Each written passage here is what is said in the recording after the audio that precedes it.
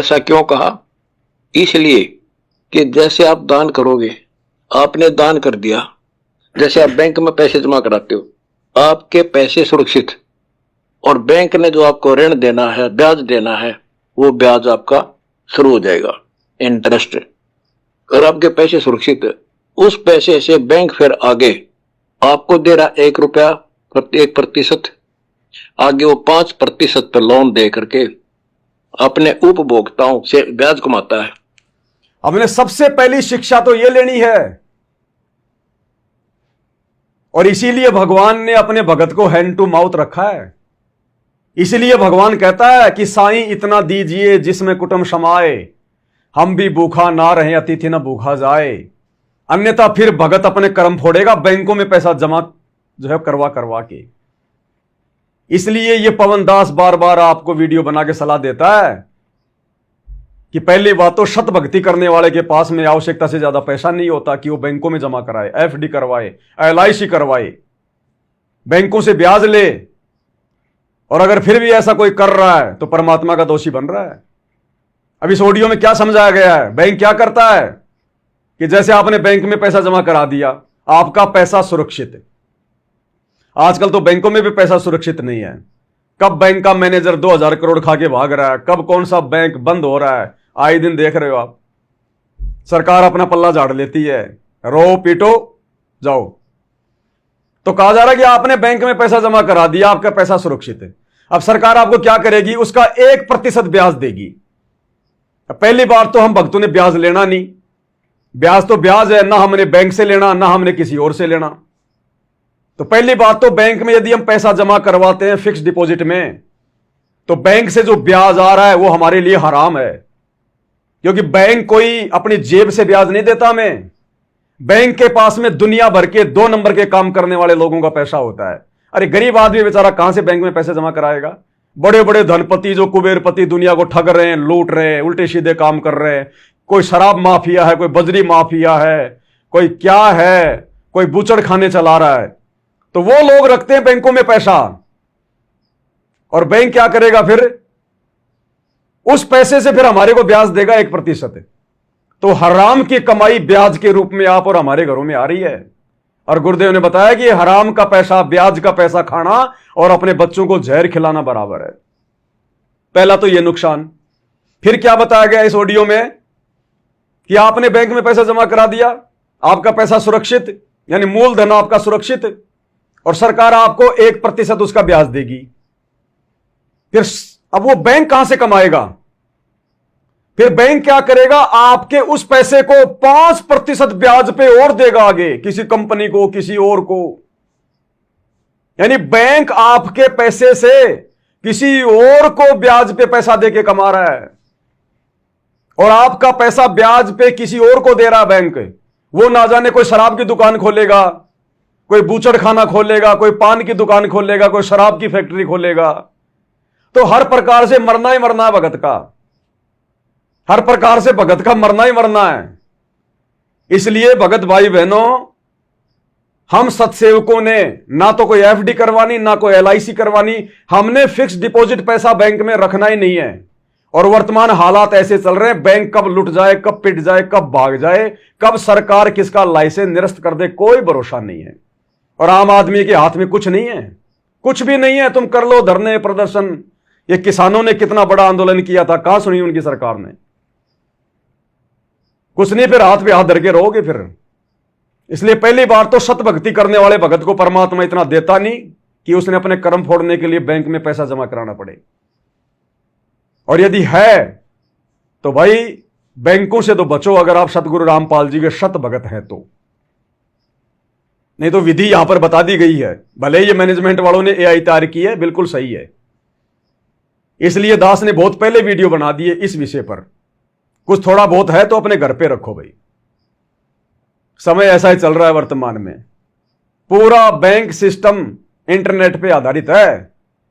और ये विश्व युद्ध चल रहा है, ये मिसाइलें वगैरह छूट रही है, कल को साइबर अटैक होगा, इंटरनेट खत्म, फिर कैसे निकालोगे पैसा? कौन निकाल के देगा? इंटरनेट खत्म, फिर कहां से निकालोगे? ना तुम्हारे मोबाइल पे फोन पे काम करेगा, ना तुम्हारी यूपीआई काम करेगी ना तुम्हारा पेटीएम काम करेगा। तो भगत तो इस लफड़े में पड़ेगा ही नहीं, इसलिए भगवान भगत को ज्यादा नहीं देता।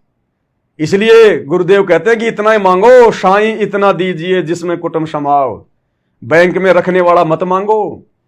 और इस ऑडियो में कहा जा रहा है कि भगवान से अरदास करो कि हमें इतना सक्षम बनाओ हम दूसरों को सुखी कर सके। टोटल ज्ञान विरुद्ध। तो एक तो हमने ये शिक्षा लेनी है, और आगे क्या कहा जा रहा है फिर इसमें कहा जा रहा है गुरुदेव की एआई से बनाई हुई आवाज में कि आपने तो पैसा मुझे दे दिया, आपने तो अपने गुरुजी को दे दिया, अब जैसे आपने बैंक में पैसा जमा करा दिया, पैसा आपका सुरक्षित, उसका ब्याज आपको मिलता रहेगा। अब आगे सुनिएगा फिर कह रहे आपका बैंक, आप ये जो दास है, ये दास उस कबीर भगवान का बैंक का मैनेजर है। अब सुनिएगा आगे भाई और बहनों ध्यान से, यानी उनका ये तरीका है। एक बार फिर से सुन लीजिएगा बैंकों का क्या तरीका है। जैसे आप बैंक में पैसे जमा कराते हो, आपके पैसे सुरक्षित, और बैंक ने जो आपको ऋण देना है, ब्याज देना है, वो ब्याज आपका शुरू हो जाएगा, इंटरेस्ट। और आपके पैसे सुरक्षित है, उस पैसे से बैंक फिर आगे आपको दे रहा 1 रुपया 1%, आगे वो 5% पर लोन दे करके अपने उपभोक्ताओं से ब्याज कमाता है। हमारा ये पैसा बैंक 5% पे लोगों को ब्याज देगा, फिर उनसे पैसे कमाएगा, और हमें 1% दे रहा है। दुनिया भर के लोगों का नीच पैसा। सुनते जाइए। यानी उनका ये तरीका है। आगे सुनिएगा।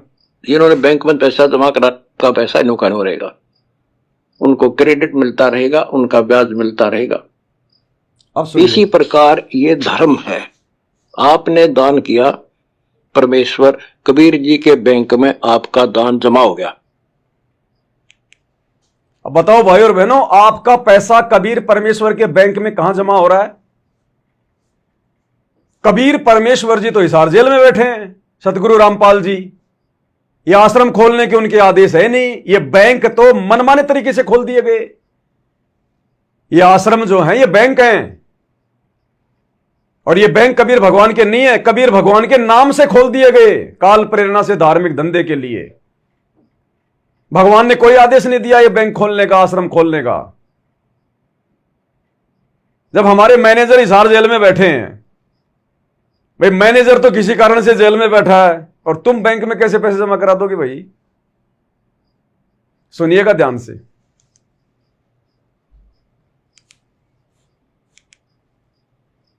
और परमात्मा पर बेनिफिट देता, 1 का 1000 देता। आपको दान करने के बाद वो क्रेडिट आपका शुरू हो गया, वो आपको मिलता रहेगा। कब मिलेगा? जब सुपात्र को देंगे, सुपात्र के हाथों में देंगे, सुपात्र के दिशा निर्देशन में देंगे, तब हमें 1 रुपये का 1000 देगा परमात्मा समय आने पर। कल पे कारण कौन है? तू कर सेवा निष्काम, मन इच्छा फल देवेगा जब पड़ेगा धनी से काम। कब? जब हम अपने गुरुजी को विधिवत दान करेंगे। गुरुबिन माला फेरते, गुरुबिन देते दान। गुरु की गैर हाजिरी में जिन लोगों के मनमाने आचरण के कारण, जिनकी मनमानी हरकतों के कारण गुरु जेल में बैठा हो, उन लोगों को दान करने से नहीं मिलेगा। 1000 गुना मिलेगा विधिवत अपने गुरुदेव के हाथों में, उनके दिशा निर्देशन में, उस सुपात्र को दान करने से। और सुपात्र केवल सतगुरु है, भगत सुपात्र नहीं होता। देख लो इनको पात्रों ने तुम्हारे पैसे का कहां कहां दुरुपयोग किया तुम्हारी आंखों के सामने। तो ऐसे नहीं मिलता।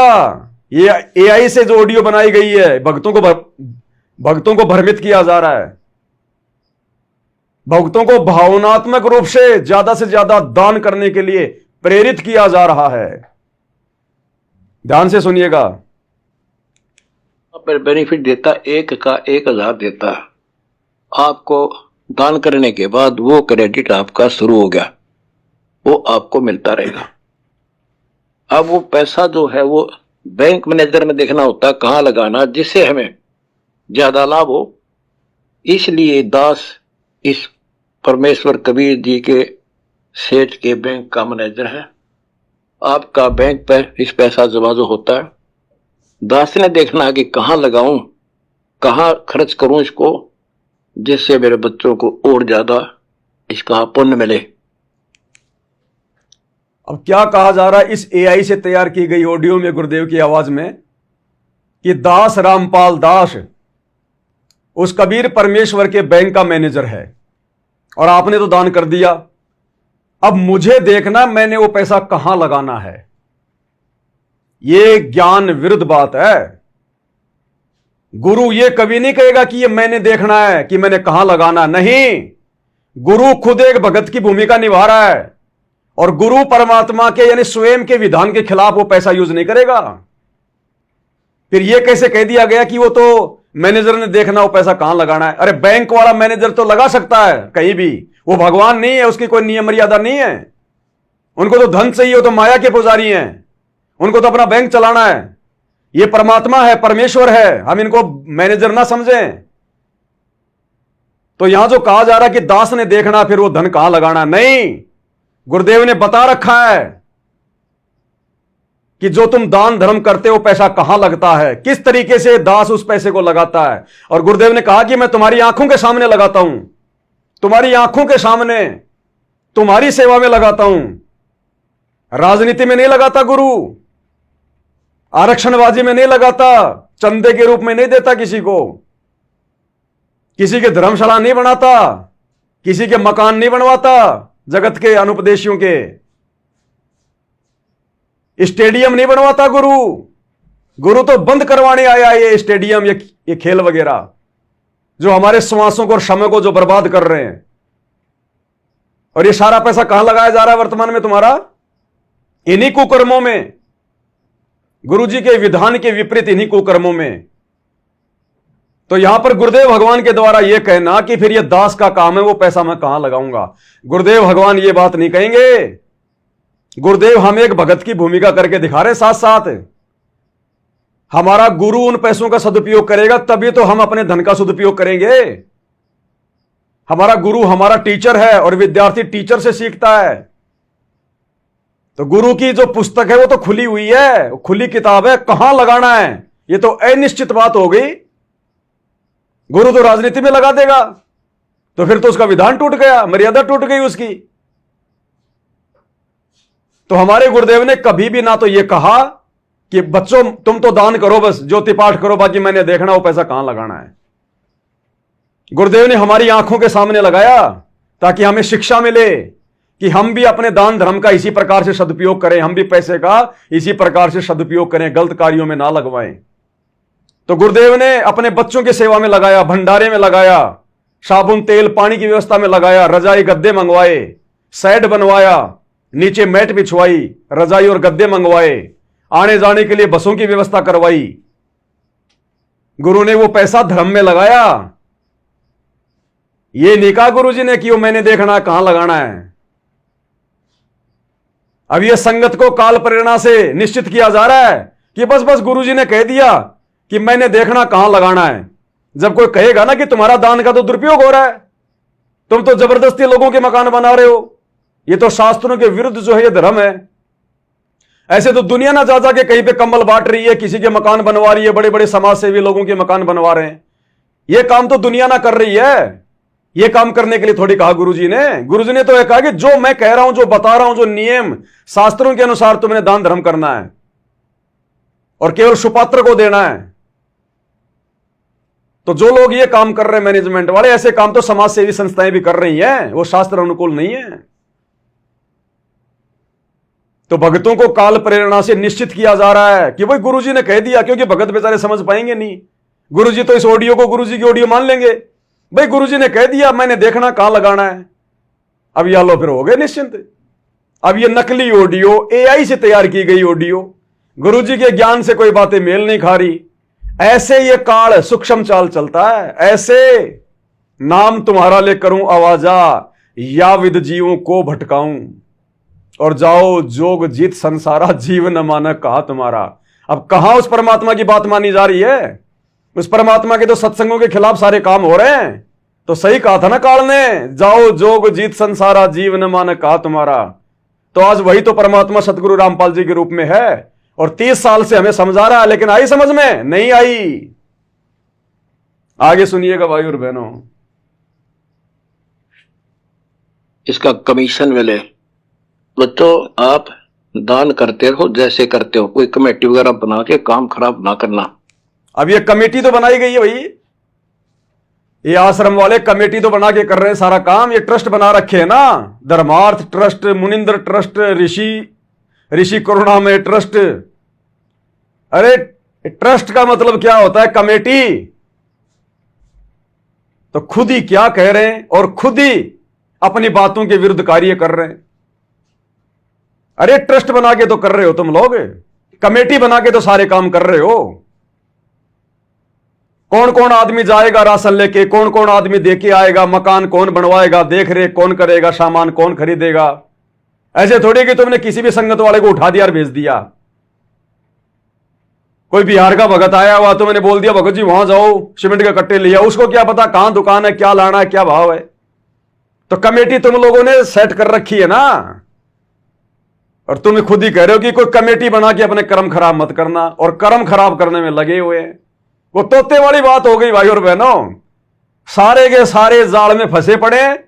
और क्या कह रहे हैं? शिकारी आएगा, दाना डालेगा, जाल बिछाएगा, हम दाना खाएंगे नहीं तो जाल में फंसेंगे नहीं, और सारे जाल के अंदर फंसे हुए। तो खुद ही एआई से ऑडियो बना रहे हैं कि तुम कोई कमेटी वगैरह बना के अपने कर्म खराब मत कर लेना, और कमेटी बना के सारे काम कर रहे हैं, ट्रस्ट बना के सारे काम कर रहे हैं ये। अब क्या समझा है इनको, यानी सुन लो, फिर से सुन लो एक बार दोबारा। इसका कमीशन मिले। बच्चों, आप दान करते रहो जैसे करते हो, कोई कमेटी वगैरह बना के काम खराब ना करना। कमेटी बना के काम खराब मत करना। परमात्मा की दया रही तो ये उनकी रजा से सफलता पाओगे हमारी स्कीम। और किसी का मकान नहीं है, मकान भी बनाएंगे। किसी का मकान नहीं है, मकान भी बनाएंगे, और बनाए जा रहे हैं। किसी का मकान नहीं है, मकान बनाएंगे। तो फिर वर्तमान में फिर किसके आदेश से बनाए जा रहे हैं? अरे फिर वर्तमान में किसके आदेश से बनाए जा रहे हैं? क्या हमारे गुरु ने कभी 1994 से किसी के मकान बनाए क्या? यह काम तो वो राम रहीम किया करता था, क्योंकि संत वो है नहीं, उसके ज्ञान में कोई शक्ति है नहीं। उसने लोगों को लोभ लालच दे दे के अपने चरणों में लगा के रखना था। तो यह काम तो राम रहीम किया करता था, लोगों के मकान बनवाने के, लोगों को भेज के शहरों की सफाई करवाने के। और वो काम इन आश्रम वालों ने शुरू कर दिया। तो हमारे गुरुदेव ने कब किया राम रहीम की तरह? 1994 से कितने भक्तों ने गुरुदेव से नाम दीक्षा ली, बेचारे गरीब निर्धन। क्या गुरुदेव ने उनके मकान बनवा के, उनके घर में भैंसे बंधवा के, उनके घर में राशन की बोरियां डलवा के उनको सुखी किया क्या? एक तरीके से, एक विधि से। क्योंकि परम संत अगर मर्यादा तोड़ेगा, विधि से हटेगा, तो शिष्य क्या शिक्षा लेंगे? तो गुरुदेव ने उनको शतभक्ति से जोड़ा कि भैया तू कितना भी गरीब है, कितना ही तू निर्धन है, बंदी छोड़ का नाम ले, भक्ति कर, मर्यादा में रह। उसके बाद गुरुदेव ने उस घर में अपने आशीर्वाद से जो अमल की बरकत दी। पहले भक्ति से जोड़ा, डायरेक्ट किसी का मकान नहीं बनाया। बाद में परमात्मा ने दूसरा तरीका अपनाया, उसके धंधे में बरकत दे दी, पशुधन में बरकत दे दी, फसल में बरकत दे दी, बन गए मकान। अब कितने लोग आते थे उस समय और वर्तमान में भी जो प्रेत बाधा से पीड़ित है।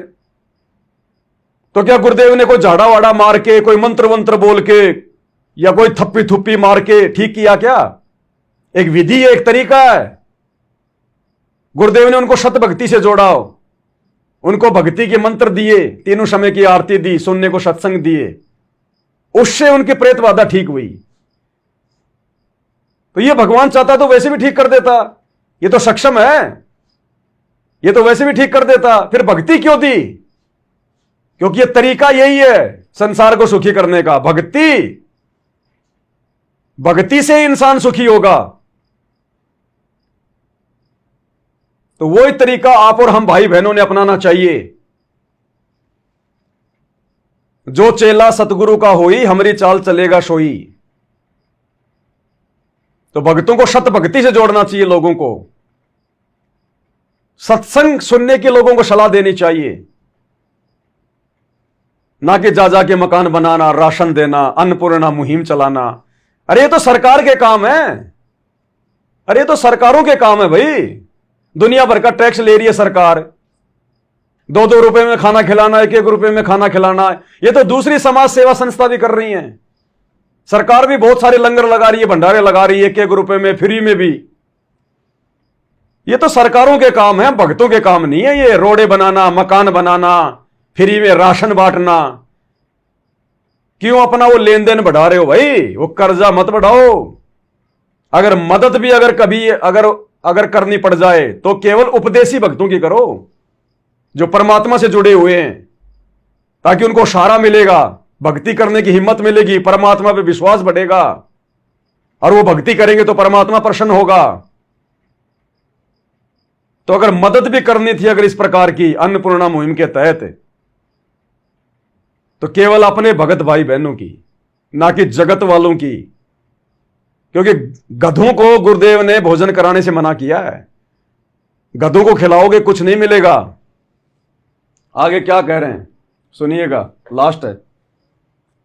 परमात्मा किसी का मकान नहीं है, मकान बनाएगी। अब जैसे बेटियां वैसे बोझ मान रखी थी दहेज के कारण, अब दहेज खत्म कर दिया, बिल्कुल समाप्त। ना बात, ना छूछक, ना कोथड़ी संधारा, बेमतलब की बकवास सारी हटवा दी हर बात। जबकि 50% सतलोक आश्रमों से जुड़े हुए भगत आज भी ये सारे काम कर रहे हैं। अरे कोऑर्डिनेटर तक लोग दहेज दे रहे हैं अपनी बेटियों को, और दहेज ले रहे हैं, सामान ले रहे हैं पूरा शादियों में। कोऑर्डिनेटर तक, कितनों के हमने वीडियो बना बना के डाल दिए। पूरा सामान ले रहे हैं, पूरा सामान दे रहे हैं, और फिर नाम शुद्ध करवा लेते हैं। और आश्रम वालों ने भी एक मुहिम छेड़ रखी है, अगर किसी के घर में बेटा या बेटी की शादी है, किसने दहेज लिया या दिया है, उसका 50% पैसा नामदान सेंटर पे जमा करवा दो। अगर आपने 2 लाख का दहेज लिया है, 1 लाख रुपया नामदान सेंटर पे जमा करवा दो। आपने 2 लाख का दहेज दिया है, 1 लाख नामदान सेंटर पे जमा करा दो, नाम शुद्ध करवा लो। ये तो सरेआम इनकी मुहिम चलती है, ये तो भक्तों को भी पता है।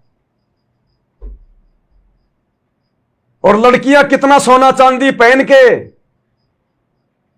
रमणीय कर रही हैं, तो वो दहेज नहीं है क्या? वो सोना चांदी लाखों रुपया का जो पहन के जो अपने ससुराल जा रही है, वो दहेज नहीं है क्या? उसका बाप ही तो दे रहा है उसको। तो अगर नगद नहीं दे रहा है तो सोने चांदी के रूप में दे रहा है, और भगत ले रहे हैं और कह रहे हैं ये सारा सिस्टम हमने समाप्त कर दिया। खुद ही मुंह मियां मिट्ठू बन रहे हैं गुरुजी की आवाज में नकली एआई से ऑडियो बनवा के। अरे हकीकत में जियो, हकीकत में, हकीकत में। आगे सुनिए। ये मान गए मेरे बच्चे, ये बिल्कुल ये गलत था, और ये जीवन अब जो जी रहे हैं ये है चले। तो बच्चों ज्यादा से ज्यादा सेहो करो, ये धन किसी के साथ नहीं जाएगा, अपना अपना पेट तो दुनिया भर है। तो बच्चों ज्यादा से ज्यादा दान करो, यह धन किसी के साथ नहीं जाएगा, अपना पेट तो दुनिया भर रही है। यह आदेश वर्तमान में सतगुरु रामपाल जी भगवान का नहीं हो सकता, क्योंकि यह तो परीक्षा का समय है ना। गुरुजी कुपात्रों को धन कैसे दिलवाएंगे? अरे गुरुजी तो अपना बेटा बेटी के बारे में कितनी बार बता चुके हैं कि मुझे अच्छे से पता है इनका क्या ये करते, क्या मेरी सेवा करते, क्या इनका व्यवहार है, मुझे अच्छे से पता चलता है आगे जाके क्या करते। और वो भगत उस दिन बता ही रहा था गुरुजी के बड़े लड़के की कहानी, जिसमें जब गुरुजी के बड़े लड़के की शिकायत गई आश्रम में, तो गुरुदेव ने क्या कहा कि मैं इसको बचपन से जानता हूं, यो खुट्टा है, खुट्टा, इसको गड़ा रहने दो, इसको उखाड़ो मत, मैं इसको बचपन से जानता हूं। और देख लो आज वही सारे उल्टे काम कर रहे हैं। तो गुरुजी ने तो पहले कह दिया था भाई। तो आज उन्हीं को पात्रों को गुरुजी कैसे दान धर्म देने के लिए कहेंगे मेरे भाई? परीक्षा है, ये तो संगत ने देखना है। आगे सुनिएगा। दास ने देखा था, एक प्रॉपर्टी डीलर था डबवाली शहर में, सिरसा, जिला सिरसा, हरियाणा। और उसके पास कई प्लाट थे, कोई 1-2 कोठी थी, बैंक बैलेंस खूब थे। और वो किसी कारण से पूरा परिवार गाड़ी में बैठकर दिल्ली के लिए रवाना हुआ डबवाली से। डबवाली से चलते एक भाखड़ा कैनाल है बहुत बड़ी, और शाम का समय था, आसपास कोई व्यक्ति नहीं था। इत्तेफाक से सड़क पर उनकी गाड़ी को पता नहीं क्या हुआ, भगवान जाने, और वो नहर में गिर गई। 3 दिन किसी को नहीं पता इसमें कोई गाड़ी गिरी है। तीसरे दिन उसकी लाश मिली आगे पंप हाउस में, जब कार अड़ी जाके, चारों उस कार में मरे पाए। उसके बैंक बैलेंस, उनकी कार कोठियां, उनके पैसे, वो प्लाट, अब क्या साथ लेके गए हो, उसको कोई और ही खर्चेगा। तो बच्चों, इसलिए परमात्मा कहते दान धर्म करने से ऐसी हादसे भी टलेंगे, और 1 का 1000 देगा भगवान, सेठ भी बढ़ोगे। अब यहां भक्तों को हल्का सा डराया जा रहा है। यही कथा गुरुदेव ने हिसार जेल से आने वाले विशेष संदेश में हमें बताई, सुनाई, और उसी को फॉलो करके यहां पर एआई से बना दिया। अरे भैया, वो जो आदमी नहर में डूब गया, मर गया सहपरिवार, वो कौन सा भगत था? वो भगत नहीं था, शास्त्र अनुकूल साधना नहीं कर रहा था, इसलिए मर गया जैसा उसका संस्कार था। हम भक्तों को क्यों डरा रहे हो? हम क्यों मरेंगे? हम तो शास्त्र अनुकूल भक्ति कर रहे हैं ना। अरे हम तो परमात्मा की भक्ति कर रहे हैं, सत भक्ति मंत्रों का जाप कर रहे हैं, और विधिवत हम धर्म करेंगे जो हमारे गुरुदेव ने बताया। हम अपने गुरुदेव भगवान के चरणों में दान करेंगे जब वे हिसार जेल से आ जाएंगे, क्योंकि वे सुपात्र हैं। हम किसी कुपात्र को दान धर्म नहीं कर सकते, ज्योति पाठ का पैसा नहीं दे सकते।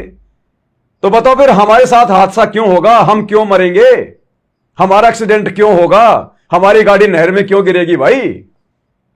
इसलिए ज्यादा से ज्यादा दान धर्म करो। करेंगे लेकिन अपने गुरु को करेंगे। गुरु बिन माला फेरते, गुरु बिन देते दान, गुरु का ही आदेश है, तो गुरु के आदेश को नहीं तोड़ सकते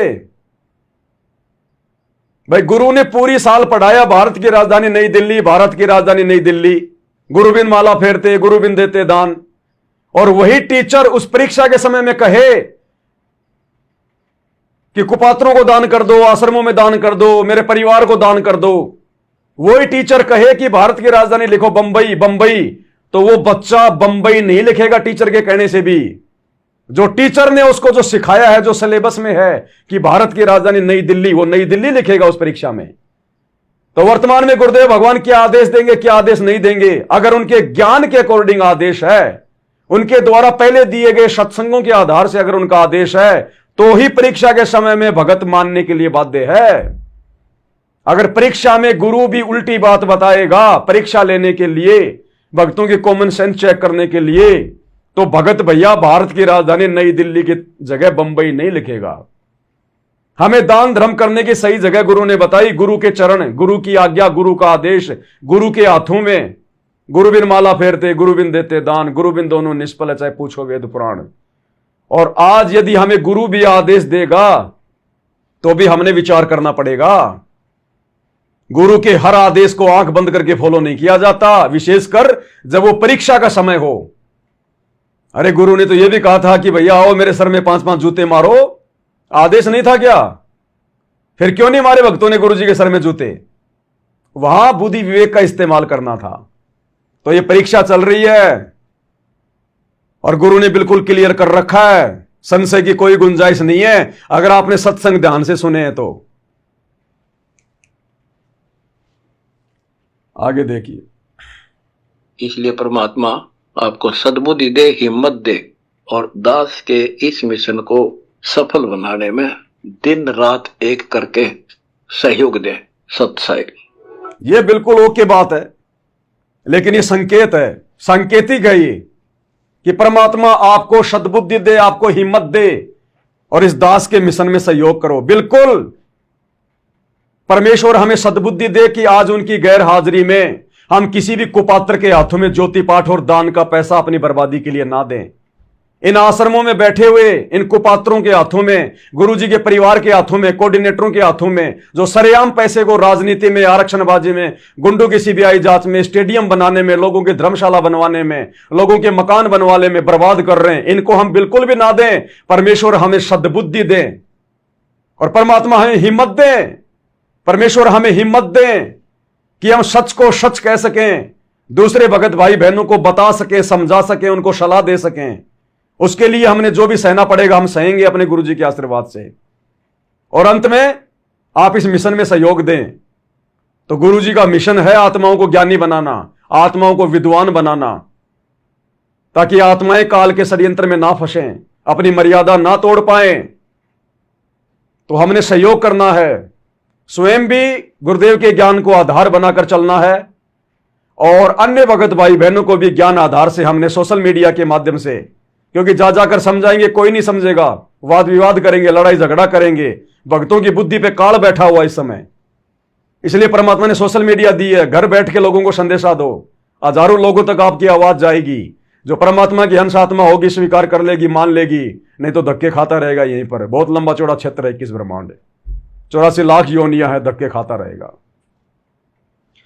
तो भाई और बहनों, इस प्रकार से दास को परमात्मा ने प्रेरणा की, सद्बुद्धि दी कि वो जो 5-6 मिनट की ऑडियो इन लोगों ने जो उस वीडियो से पहले लगाई है एआई से तैयार करके, तो आप लोगों के सामने उसकी हकीकत, उसकी सच्चाई बताऊं, तो आप और हम सत्सेवक भाई बहन और दृढ़ हों, हमें और ज्ञान प्राप्त हो, हम और सावधानी बरतें कि काल कैसे कैसे ठग सकता है।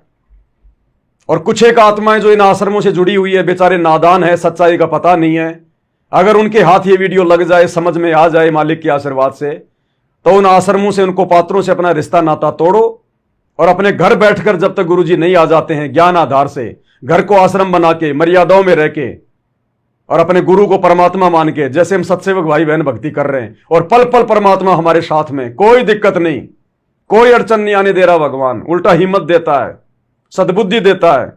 इस प्रकार से हम भक्ति करें।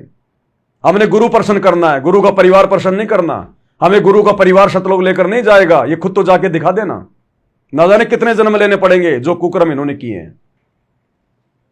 तो भाई और बहनों, परमात्मा के आशीर्वाद से आज के वीडियो में केवल इतना ही। परमेश्वर हम सबको आज्ञा दें, आशीर्वाद दें, हमारा मार्गदर्शन करें, हमें इस काल के जाल में फंसने से, काल के जाल में बंद कर और अपनी मर्यादा जो तोड़ बैठते हैं, परमेश्वर हमें सद्बुद्धि दे और हम भगत भाई बहन अपने गुरुदेव के ज्ञान को आधार बनाकर इस परीक्षा के समय में बुद्धि विवेक का इस्तेमाल करके और हम भक्ति मार्ग पर फूक फूक के एक कदम आगे रखें। तो आज के वीडियो में केवल इतना ही। बंदी छोड़ सतगुरु रामपाल जी परमेश्वर जी की जय हो।